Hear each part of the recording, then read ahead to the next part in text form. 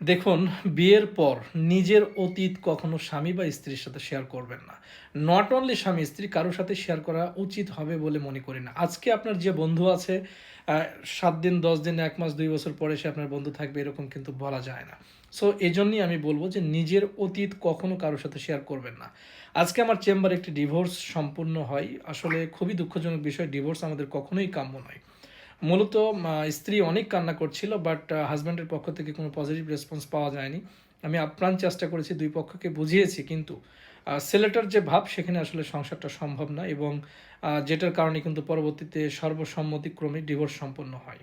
তো এখানে যে বিষয়টা হয়েছে, এই যে মেয়ে বা স্ত্রী, তার যে সাবেক প্রেমিক, সেই প্রেমিকের সাথে মনে হয় ২-১ টা ছবি এই বর্তমান হাসব্যান্ড সে পেয়েছে বা দেখেছে। যার কারণে কিন্তু তাদের মধ্যে সেই সন্দেহের সৃষ্টি, এবং সেখান থেকে আজকে ডিভোর্স সম্পন্ন হয়ে গেছে।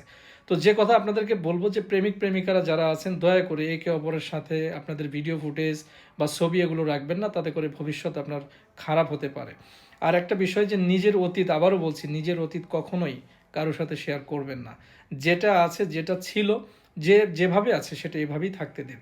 যাই হোক, আমি সবসময় চেষ্টা করি এমন কিছু বিষয় আপনাদের সাথে শেয়ার করার জন্য, যাতে করে আপনারা এখান থেকে শিক্ষা গ্রহণ করতে পারেন। ভিডিওটি ভালো লাগলে অবশ্যই শেয়ার করতে ভুলবেন না। ভালো থাকবেন সবাই। আসসালামু আলাইকুম।